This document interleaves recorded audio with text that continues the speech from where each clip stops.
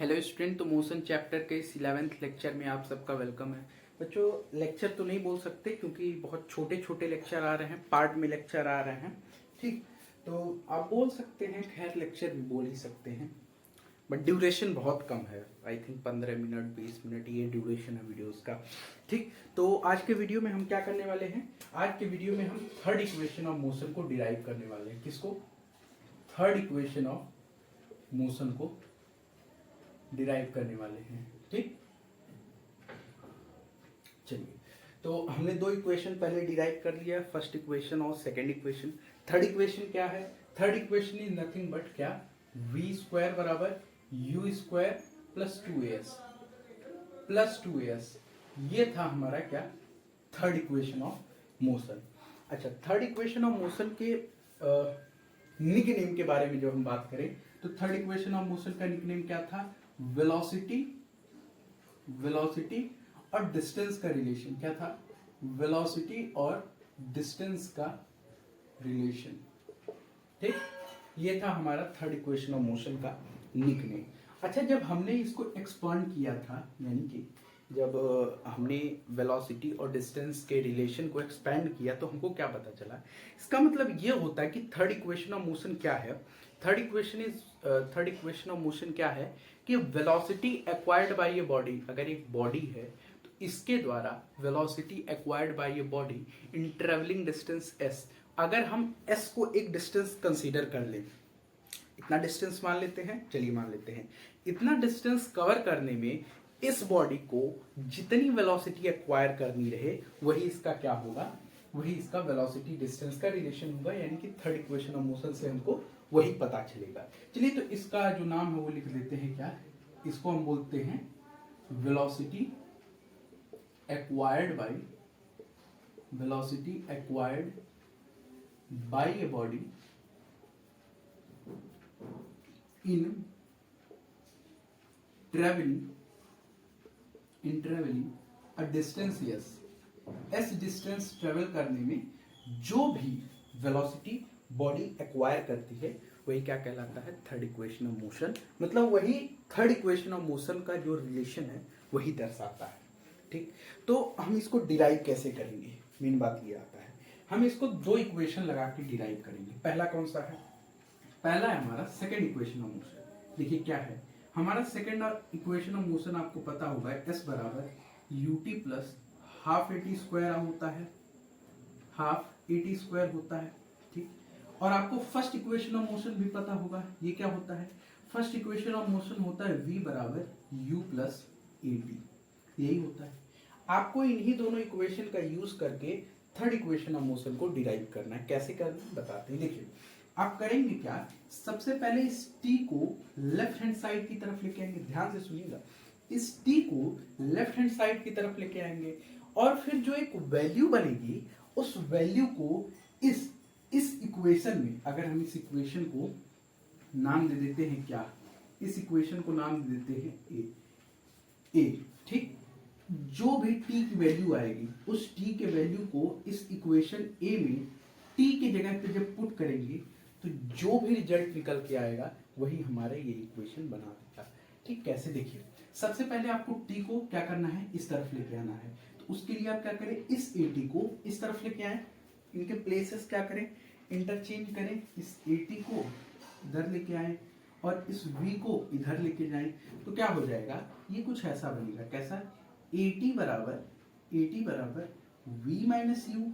अच्छा, आपको t बस रखना है ना, तो t को इधर छोड़िए और v माइनस यू को उस तरफ लेके जाइए, v माइनस यू अपॉन इस तरफ लेके जाइए। अब यहाँ पे आपका एक रिलेशन बन रहा है। क्या?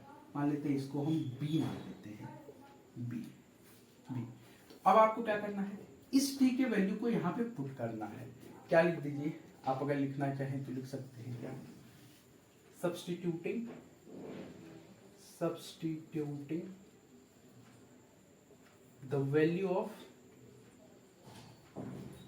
of t in equation b। Value of t क्यों लिख रहे हैं? क्योंकि इक्वेशन b भी लिखे, इक्वेशन a भी लिखे, तो वर्ड्स ऐसे लिखने चाहिए, सेंटेंस हमको ऐसा फॉर्म करना चाहिए जो समझने में आसान हो। ठीक, इसको तो हम रिलेशन बना दिए हैं, आप चाहें तो इसको बी का नाम दें, ना चाहें तो ना दें, इससे कोई फर्क नहीं पड़ने वाला है, ठीक है। चलिए आगे बढ़ते हैं। तो आपको टी की जगह पे वैल्यू रखना है, लिख देते हैं पहले s बराबर यू टी। टी को ब्लैक पेन से लिख देते हैं क्योंकि इसी की जगह पे वैल्यू रखना है। U T plus half A T square, half A T square, यहीं पे आपको वैल्यूज पुट करनी है। तो चलिए वैल्यूज रखते हैं। s बराबर u तो दिया ही है, t बराबर क्या है, t बराबर है v माइनस यू। चलो ये इसको भी ब्लैक से लिख देते हैं, क्या है, ये है v माइनस यू अपॉन ए। आगे क्या है, आगे है plus half a multiplied by v minus u का स्क्वायर अपॉन ए का स्क्वायर। ऐसा लिख दे तो कोई दिक्कत तो नहीं होना चाहिए। आप चाहें तो इस पूरे का भी होल लिख सकते हैं, होल का स्क्वायर, और होल का स्क्वायर लिखेंगे तब भी इसका मतलब यही होगा, ठीक। चलिए अब आगे के काम को हम करते हैं। आगे आप देखिए क्या करेंगे, आप इस हाफ को नीचे लेके जाएंगे। अच्छा, नीचे ले जाने से पहले हम इस ए को इस स्क्वायर से काट दिए, बिल्कुल काट सकते हैं। इस हाफ को यहाँ पे लेके जाते हैं तो क्या हो जाएगा, नीचे लेके जाएंगे तो क्या हो जाएगा।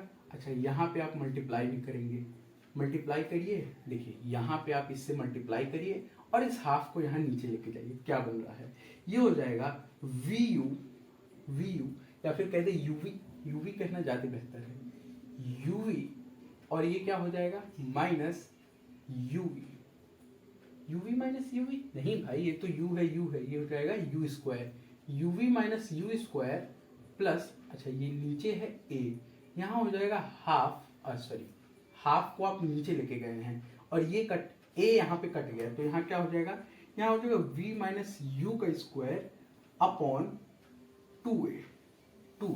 अच्छा, अब आप दो बेसिक मैथ के फॉर्मूले याद कर लीजिए, याद है तो बहुत बढ़िया, नहीं याद है तो याद कर लीजिए। कौन सा, यहाँ पे मैं ऐसे करके बना दे रहा हूँ, यहाँ पे आप फॉर्मूले को क्या करें, लिख लें, फॉर्मूला शीट किसका, a प्लस बी का होल स्क्वायर क्या होता है, ये होता है a square plus B square plus 2ab, और a माइनस बी का होल स्क्वायर क्या होता है, ये होता है a square plus B square minus 2ab, ठीक। अच्छा, यहाँ पे क्या है, यहाँ पे जब आप देखेंगे तो आप यहाँ पाएंगे v माइनस यू का होल स्क्वायर है, यही रूप है कि नहीं है, यही रूप है। अरे भाई यहाँ पे ए बी है, यहाँ पे वी यू है, तो आप वही लिख दीजिए, क्या लिखेंगे, यहाँ लिख सकते हैं v माइनस यू का होल स्क्वायर बराबर v square plus u square minus 2uv, ठीक, माइनस 2uv। आपको ये फॉर्मूला पता होगा, याद कर दीजिएगा, ठीक। अब यहाँ से आपने इस वैल्यू को यहाँ पुट कर दिया, क्या हो जाएगा, यहाँ हो जाएगा s बराबर uv minus u square upon a plus v square, यहीं से फॉर्मूला उठा रहे हैं, यहीं से उठा रहे हैं, v square plus u square minus 2uv, ठीक, अपॉन 2a। अब अगर आप चाहें अपने रेफरेंस के लिए तो यहाँ लिख सकते हैं क्या, सिंस, इस स्टेप में क्या लिख सकते हैं, सिंस v माइनस यू का होल स्क्वायर बराबर v स्क्वायर, नीचे लिख देते हैं v माइनस यू के होल स्क्वायर बराबर v square plus u square, v square plus u square minus 2uv, जगह नहीं है तो आप इसको एडजस्ट कर लेंगे, समझ लीजिएगा, ठीक, माइनस 2uv। यहाँ से हमने एक रेफरेंस के लिए लिख दिया है कि ये फॉर्मूला यहाँ से हमने उठाया है। अच्छा, अब आप आगे क्या कर सकते हैं, आगे देखिए, आगे आपको एक एडिशन मिल गया, कैसा एडिशन, यहाँ पे देखिए a है और यहाँ पे है 2a, तो आप हमेशा याद रखिएगा जब आप कोई ऐसा एलसीएम लेने जाएं या फिर कोई ऐसा एडिशन करने जाएं जो कि फ्रैक्शन रूप में है, तो फ्रैक्शन रूप में है तो आपको एलसीएम लेना पड़ेगा किसका, नीचे वाले का, और नीचे वाला अगर प्रॉपर नंबर ना हो, यानी कि कांस्टेंट ना हो, वेरिएबल भी हो, तो उस टाइम पे आपको ध्यान रखना चाहिए क्या, कि जो एलसीएम होता है वो बड़ा वैल्यू आता है, यानी कि इन दोनों में से जो सबसे बड़ा वैल्यू होता है, वही एलसीएम हो जाता है। इसमें सबसे बड़ा वैल्यू यही है, तो एलसीएम क्या हो जाएगा, थोड़ा ऊपर लिखते हैं, LCM of A and 2a क्या हो जाएगा, ये हो जाएगा 2a, ठीक, ये एंड है, ये एंड है, ठीक, a और 2a का एलसीएम 2a हो जाएगा। अच्छा, जब आप क्या करने जा रहे हैं, अब आप करने जा रहे हैं इसको सॉल्व, चलिए सॉल्व करिए। s बराबर लिख लीजिए, यहाँ पे क्या लिखेंगे, यहाँ लिखेंगे 2a, यहाँ क्या लिखेंगे 2a। अब जब आप a लिख दिए है ना, तो आप सिंपल सा चीज जान लीजिए, क्या, जब आपको एलसीएम नीचे दे दिया हो, यानी कि जब आपका एलसीएम आ गया हो और आपको काउंटिंग करना हो, तो ये ध्यान दीजिएगा कि ये वाला बेसिकली आप दो तरीके से इसमें काम कर सकते हैं, या तो आप क्रॉस मल्टीप्लाई कर सकते हैं, अच्छा क्रॉस मल्टीप्लाई ना करें तो एक चीज ध्यान दे सकते हैं कि ये क्या है ए में किस चीज का मल्टीप्लाई करें तो 2a हो जाएगा, 2 का मल्टीप्लाई करें तो ये जो पूरा वैल्यू है उसमें 2 का मल्टीप्लाई कर देते हैं, 2 multiplied by uv minus u square, plus का साइन है।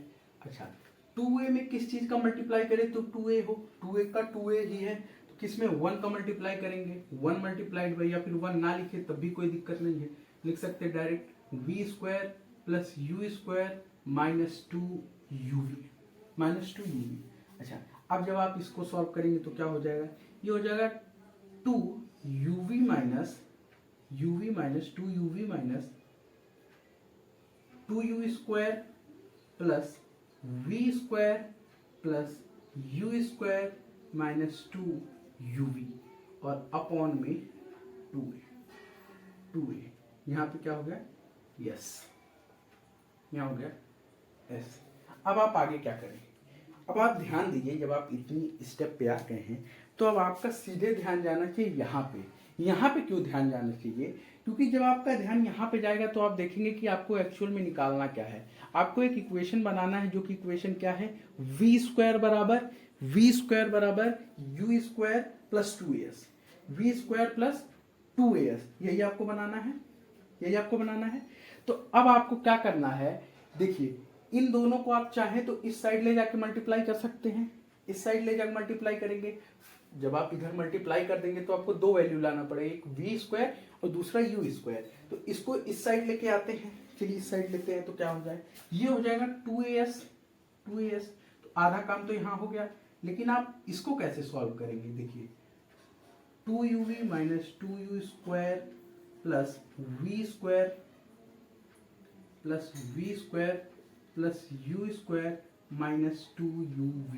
अब यहाँ पे आपको ध्यान देना पड़ेगा, क्या, अब आपका क्या यहाँ पे काम हुआ, यहाँ देखिए 2uv है और 2uv में से प्लस 2uv जाएगा तो क्या बचेगा, कुछ नहीं, काट सकते हैं हम, प्लस माइनस है, इतना तो बेसिक आपको पता हुआ ना भाई, 2uv में से 2uv घटा लो, यहाँ प्लस है यहाँ माइनस है, क्या हो जाएगा 0, ठीक। अब आगे देखते हैं, यहाँ पे v स्क्वायर है, v स्क्वायर को यहीं रहने देते हैं, लेकिन यहाँ क्या है, यहाँ है 2u स्क्वायर और यहाँ है u स्क्वायर, 2u स्क्वायर और यहाँ u स्क्वायर, ठीक है।